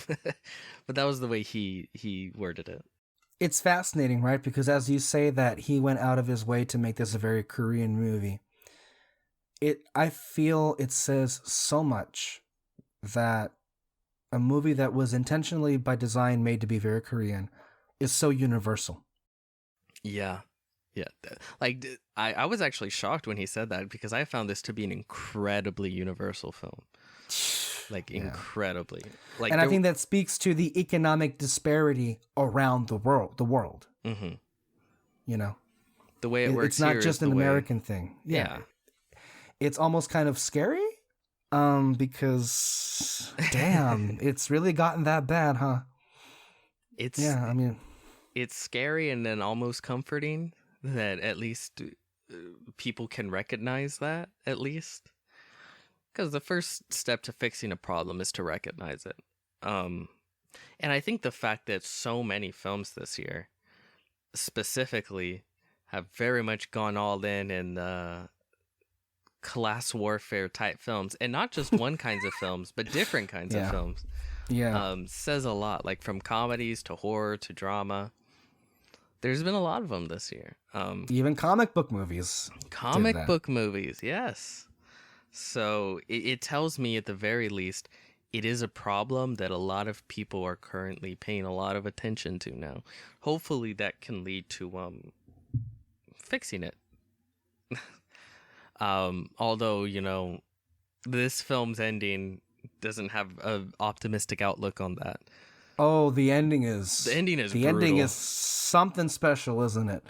For those that want more political dystopia, we have our current theme month for To the Table, where we're doing political dystopia month. Check that out with me, Kyle, and Peter Martinez. Listen to us yell about the state of the world for an hour. Yeah, as if you don't already get that on this show. I mean, let's just be real about that. That's what we do the entire time. So everything from a writing standpoint, from an acting standpoint, and especially from a directing standpoint, the sequence in which they infiltrate, I think, is absolute perfection. And at this point, we're in agreement entirely, I think. Amazing how we can agree on one thing and then disagree so much on another thing. Yeah. I mean, that's who we are. It's like you say, it's like we're so agreeable when we agree, but that 1% we don't, we have to hate each other. I don't know why it has to be that way. Well, I think it's because, sometimes I'm right, sometimes you're wrong. That's just the way it is. And sometimes I'm right, and sometimes you're wrong. So, as we just proved in this episode. So, you can continue on with what you were going to say after we reach the point where they've successfully infiltrated the family. This is the height of the Kims, basically. Yeah. They've done it, basically. They've reached the mountaintop. They've infiltrated the family. They've all working there. They're finally getting money. So what happens is it all falls apart. But the way in which it falls apart is definitely a doozy. It's definitely interesting. Like, the movie is almost like, maybe it's just you and I see something in movies, but you're almost just expecting for it to collapse. And the way that you're expecting it to collapse is, they get found out and that's the end of it. But then again, that would be a very boring movie, wouldn't it? Yeah. That's the way you expect it, but it's like, not with this film. No. So what happens is that the young son, they're going to take him and the whole family, the Parks, to out in the woods, to camping trip. So they're supposed to be gone. I don't know if it was the weekend, a few days, whatever. At this point, everything's been going perfectly for the Kims, so they get very bold and they decide to spend the night, or just the day. They're just spending all their time at the Parks house and just sort of living as if this was their house, as if this was their life. And they sort of talk about that, reminisce about those kinds of things. And then there's even a point in which they reminisce about the son marrying their daughter, because at this point they have a bit of a relationship, the Park's daughter. And it doesn't really occur to them that would never work. They've all lied about who they are. And like they can't go and just come out, oh, we're actually all related, you know, for the rest of their life they're gonna have to lie and never interact, and you know, that sort of thing. um but it's sort of just like a moment of bliss in which that doesn't occur to them. And then the former maid who they had just got fired comes back to the house. She seems very out there. She seems very hysterical. She needs to get into the house. So the mom, who is the new current maid who they got in, is now unsure of what to do, but she lets her in. And she immediately goes down to the basement, moves a giant cupboard or whatever. By the way, so many red flags already. Yeah, so many. And the way this was shot, I was genuinely like, what the fuck is going on? Like, right? like as an audience member, you're just really confused. Like, wait. Like, you know shit's about to hit the fan, but the way in which it is just so strange. So that's what I said out loud. I had to pause the movie as it was happening, because I literally had to stop and say, what the fuck is happening? I had to, you know, I don't know, catch myself a little bit. Like, what? It's crazy. I loved it. So they go inside the secret extra basement within the house, and they find the former maid's husband living there. And he's been living there ever since the family moved in. Before then, because they had the original. Before then, yes. They say that the original architect for the house sold them the house. Or that they were there, basically, you know. And the story given is that he had owed a lot of money to loan sharks. Yes. And in order to keep him safe, he hid within that basement, and there he's been ever since in order to stay alive. And there becomes an altercation happens, because she, the former maid, you know, begs the mother, the new maid, you know, help me with this. Don't tell anyone. You know, I need to keep him safe. And no, she goes out of her way to differentiate herself from her, despite when in reality there is no difference. There's really no difference between them. But that causes the maid to realize that they're all family members, because they sort of reveal themselves. And a huge fight ensues. And again, very representative. In this sort of society, the poor will fight and scrounge and do everything they can to attack the other poor, to remain in that parasitic relationship with Meanwhile, the ultra-rich. the rich 1% nowhere to be found. They're as far away from this altercation as possible. Yep. And again, little things like that where you're just engrossed in like these people and like what the fuck is going on, that doesn't hit you initially. But on sort of taking steps back and thinking about the film and then rewatching it, those little things really come together. So the Park family calls and says, hey, we're coming home early because it's raining. So, because of course that was gonna happen. Of course. So there's this huge sort of clusterfuck fight, and the Kims are able to get the maid and her husband down underneath where they were, but what's her name? The former maid tries to run up and escape. And at that very moment, the mom kicks her down, and she tumbles down the stairs, hits her head, and dies. But I don't think she dies right away. She's sort of lucid for a bit, and then she dies. And at this point, her husband has kind of lost his mind. He basically worships the Parks, and specifically the husband. And he has a ritual in which every time they walk home through the steps, turns on the lights for them as they come on.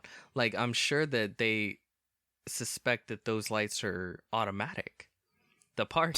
Yeah. But no, every day on the dot, he does it for them. He's lost his mind to the part where he worships them almost as gods, because they are the ones that provide for him, unbeknownst to the parks, of course. Yeah, is there any of that you want to tear apart or dig into? Tear apart? Not tear apart in that way, but like tear into, not in a negative way. I think it just makes for the best kind of viewing experience. You can watch it again and again and again, right? Like, it didn't even occur to me. It didn't occur to me at all that when even the first time you see Mr. Park walk in, oh yeah, I didn't even think to look for the lights. They were flickering on and off. And of course, to them, really to anybody, you'd think, oh, it's just motion sensor. Yeah. It's literally that nut job banging his head against a button and worshiping Mr. Park as some god. I mean, whoever told you they could have guessed this twist is full of fucking shit. Because it's so weird. It's so out of nowhere. But it propels the Kim's downfall in a big way. Well, I mean, just to that entire sequence, again, it blew the film wide open. You didn't know which way it was going to go at that point, and exhilarating as the parks come back, and just the struggle of in that time, the mother has to make Ramadan, literally cook, and then the others have to clean up the trash and the glass, and also put away the former maid and her husband back down in the basement. And talk about brutal. And I'm sure she didn't mean for what happened to happen in that sense, but when the mother just kicked back the former maid and she just fell down those stairs, hit a wall that would eventually cause her death, you're just like, again, I'm at a loss for words. It's like, holy shit. And then all of that is wonderful suspense work, right? But it's so much worse when you have the father, the son, and the daughter having to literally hide underneath the coffee table while the son is outside in his tent, and you have the park husband and wife do things with each other. and then they say certain things, which we pick up later on about the smell. It's an incredibly claustrophobic yet suspenseful filmmaking, some of the best I've ever seen. I was on the edge of my seat, literally. I hardly ever say that, by the way. Surprisingly enough, I was on the edge of my seat. It's like, holy fuck, this is sensational. It was good. It was extremely tense. It was one of the most tense situations, I think, in film this year. And the reason why it's also tense is you just had some shit like hit the fan, right? In surprising ways. So you're like, maybe they could get caught right here and right now. Like, I don't know. This film just showed me that it's willing to go places. But I also like in that scene is that you explore the way in which they look down on the Kims, and just small subtle ways, like just the dad smells. He reeks of being a filthy peasant, basically. And that's some shit that definitely hits a nerve with him. But I mean, go ahead. I'm sorry. I was just gonna continue the rest of the film, but yes, go ahead. They're able to escape, and they get home and they realize that the window was still open. Their entire place is just flooded. I think that it had been raining all of what we were just talking about had been raining. Like it's almost like it almost started to rain, or it had been raining the minute that the maid came back to the house. And then it keeps raining and raining and raining all the way, even as we see the Parks, rush back to get to their home. And and you see, it's just like a minor inconvenience, if anything, to the Parks. But when you get back to the dwelling of the Kims, it's a disaster. It's a disaster. As a video mentioned, as we were looking at a similar video, that also says about the economic disparity and, of course, the disparity in terms of how climate change is divvied up. Because look at this immense rainstorm that does nothing for the people who live on the top of the hill, but is disastrous for all of the poor. Their entire home is just underwater, and I gotta tell you, it's one of the hardest scenes to watch in any movie this year. It's just so sad. It's just so sad to see these people trying to get whatever they can out of their home, going through this sewage water. Great filmmaking. Some of the hardest things to see. And I agree completely. And as you said before, the juxtaposition between the Parks, the rich family, who the rain to them is nothing. Their son, it's an opportunity for the son to camp outside and have fun. Whereas with them, it destroys everything that they've worked to have and build their entire lives.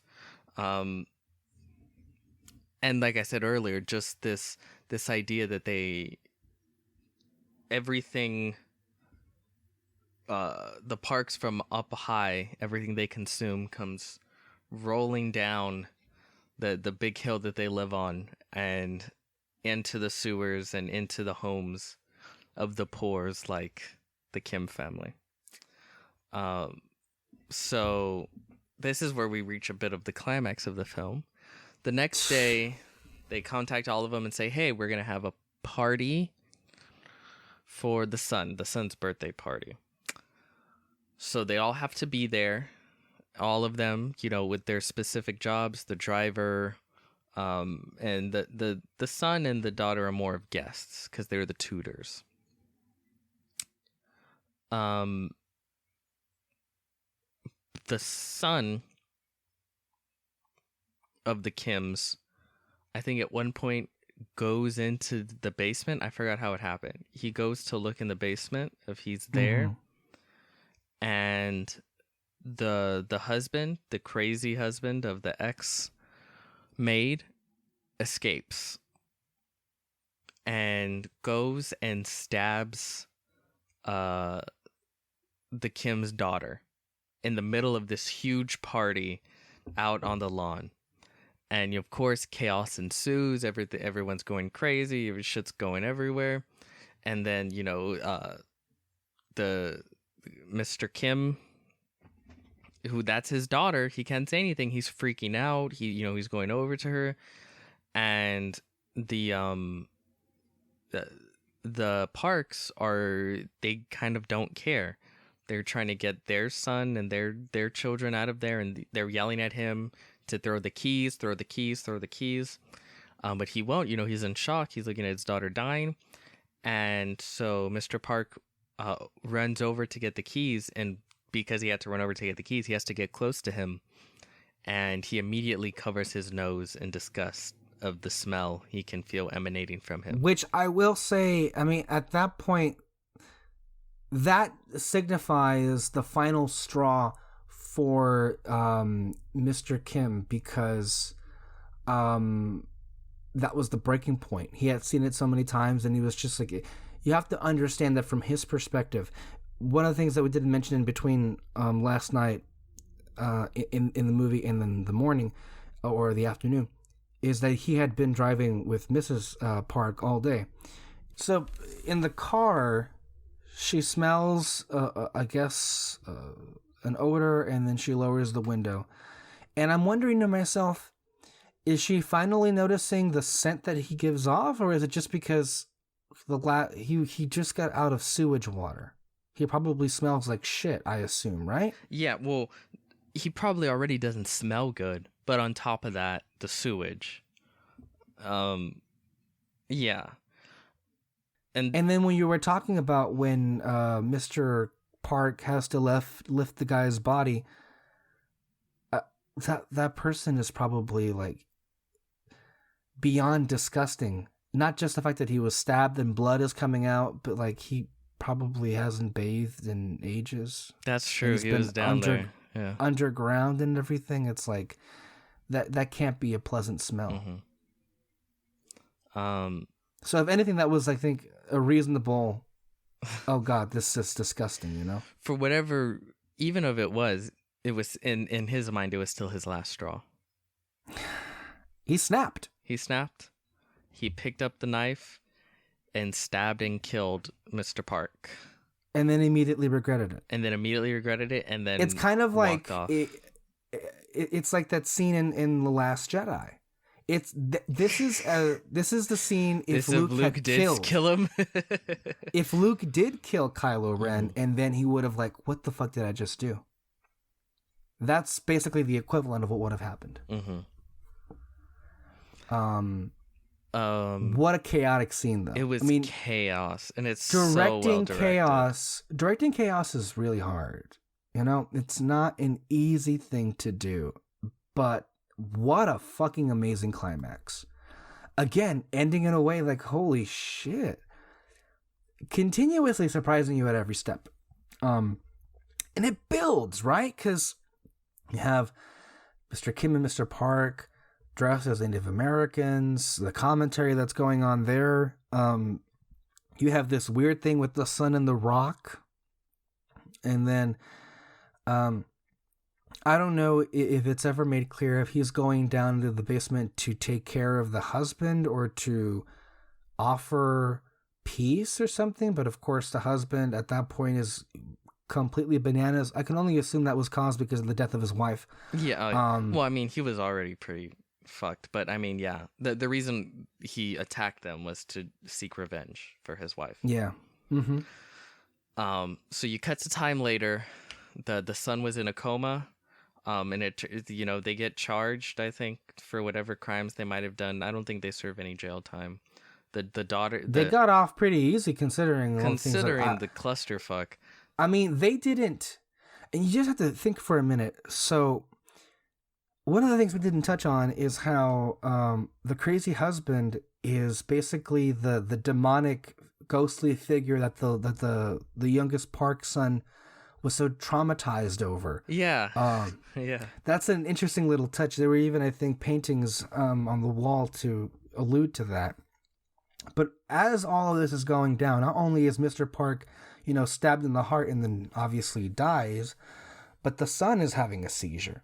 And they say earlier in the movie that if they don't get to an emergency room in 15 minutes, bad things happen. So it's an open question who survives. Yeah. Because we could have a situation where not only is Mr. Park dead, maybe the younger kid dies too. Maybe. And then of course we saw that Mrs. Park fainted and everything. At the end of the day, of course, reasonably, they get the fuck out of that house afterward. It cuts to time later. Mr. What's his name? Kim. I don't know why I want to say like but Kim is missing. They never found him. They're still looking for him for the murder, but they can't find him. And at this point, the only one that's left is the son and the mother. They're back in their underground apartment with the sister dead and the dad missing. One day he goes and revisits the Park house, now with new owners, and he sees the light that what's his name? the crazy the husband crazy was husband using would yeah, use, and it was going on and off, similar in Morse code. Morse code. So he wrote down the message that his father had sent him, and it turns out, yeah, he's down there underneath, hiding in the same way that the crazy guy used to. He hid there when after he killed him, and he realized there was nowhere he could go except there, and now he's trapped. He's trapped there.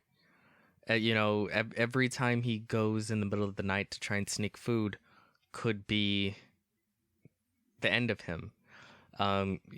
This is his life now, basically.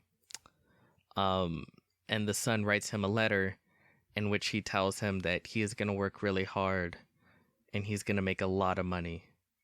And when he makes that money, he's going to buy that house. And then all he'll have to do is walk out into the sun. But we know, and the film basically paints this picture is he'll never be able to afford that house. Very few people will ever be able to afford that house. And the reality is he is still in the situation he was at the beginning of the film, which is underneath in this, broken down apartment underground, basically. And that was the film. Feel good film of the summer. The ending is, I think the best word would be crushing. Because you'd like to think that, yeah, he'll get enough money, he'll buy the house, and they can have a reunion. But in all likelihood, and even the film doesn't even let you think it's a possibility. It ends with this being a fantasy. Though. It does. Because as the film, you think it's almost ending on a positive note. Because you visually see it. You see him there in a suit, like he's rich, and his mother. I gotta tell you, man, maybe it's just the Spielberg in me. If I were doing that, I probably would have. You would have ended it right there. I couldn't have helped myself. I kind of wanted it to end it there because, it's a happy ending and everything. But, it's better at how it ended, obviously. But it's just like, damn. But it serves, to highlight a bigger issue. Mm-hmm. And that is, realistically, economically, that's never going to happen. It's a fantasy that'll be in his mind. But no matter how good he can be, he will never have enough money. And even a wonderful twist as the credits roll, you have a song that is written for this movie.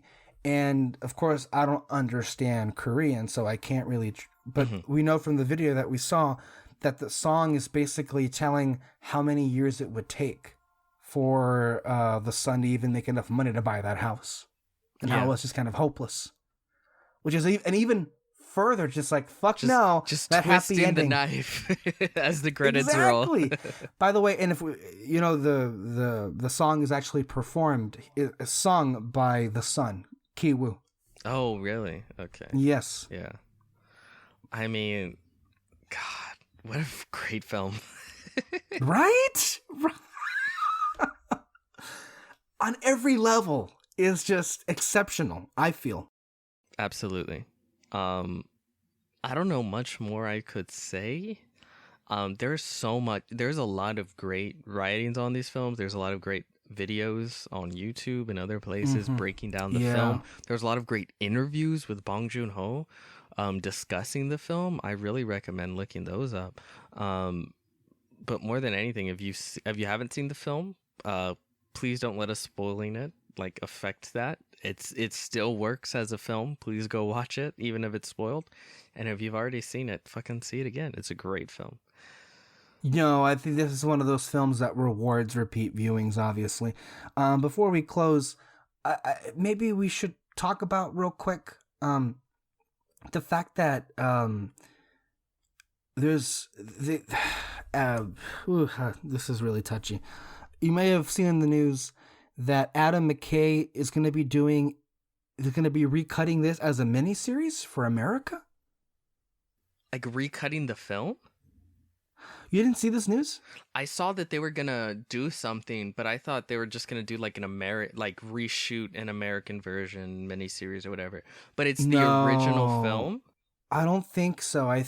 From what I understood, they're taking the movie and kind of what Netflix did with Django Unchained, or with Hateful Eight. Mm-hmm. They're turning it into a miniseries. So are they gonna add like 30 minutes of extra footage or what? I don't know. I may be wrong, but I could have sworn they were just taking the movie and they were breaking them down into episodes. Because that's kind of what Tarantino did. He broke it down into like 4 episodes, but he also added 30 minutes. But it's weird. Why bring in Adam McKay to do that? He's a big name with money and budget. I don't know. But I don't like him. You're right, Alexis. They should have consulted you first.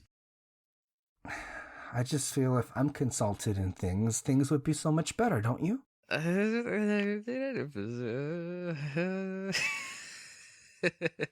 Wow. In a lot of things. I don't know. I mean, if it were up to you, Endgame would be nominated for Best Picture and stuff. So it's like, well, how do you feel about that, though? Do you think this can work as a miniseries? It can work again if they add footage of the footage works. It all goes down to the editing. If it adds anything, I never finished it, but the Tarantino stuff kind of worked. And they did confirm a similar thing will happen with his recent film, Once Upon a Time in Hollywood. Is going to get a similar treatment like that. Yeah. It's an interesting experiment. I'm not necessarily against it. It's just... I don't hate it. Yeah. People just watch the movies. I mean, if it gets people to at least attempt to watch like foreign stuff. I wonder if they'll do that for The Irishman. They could. I don't think Scorsese wants to, though. That's the thing. Yeah. With these other ones, I think the directors are cool with it. Scorsese is not cool with it. Like, even, no. He said you can watch it as a miniseries as you want because people. I guess he had heard that people were doing it, but like he said, it's very much a movie. It's supposed to be consumed as a movie. He's very much hardlined on that. He's not going to move. God bless him for it, though. I mean, I agree with him in that regard. I mean, I don't mind long movies. Yeah, I love and also, fuck you, Endgame is great. Anyway, to finish off the podcast, thank you so much for listening today to our wonderful commentary. If anything, this is why I love the show and why I love talking about it, because I loved Parasite already going into this, but having discussed it with you, I love it even more so. I think it may have just moved up several spots in my top 10, and that is a spoiler, I guess, as we just discussed this movie even further. It is, in my view, the movie of the year because of all of what it is saying. I cannot recommend this movie highly enough. I think Peter is very much in agreement there. And again, as the Oscar season goes, we will get into more nominations and everything. The next few weeks, we should have reviews on Dolomite, The Farewell, maybe 1917 and Little Women, who knows? And then we'll also are going to have a very special box office edition of the show where we talk about the year in 2019, and it's going to be a Disney episode. If it's box office, you know what it's going to be. You know what it's going to be. I already have I have a plethora of notes that I've already written down for that show. And don't worry, I did my best to make it interesting. So, and that's mainly because I don't want Peter to fall asleep on me while I'm reading these numbers. So at least I have to keep him engaged somehow. And then, of course, it's all leading up to our top 10 movies of the year, hopefully coming in the beginning of February. Kyle Lira is close to finishing.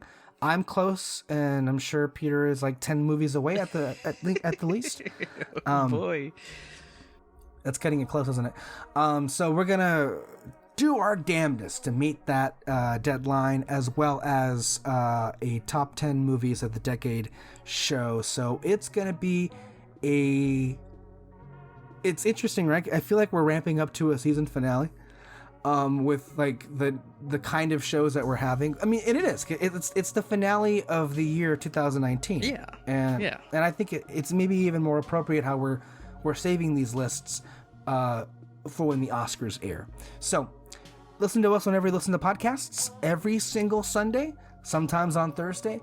Thank you for listening. Stay under the spotlight. Bye-bye.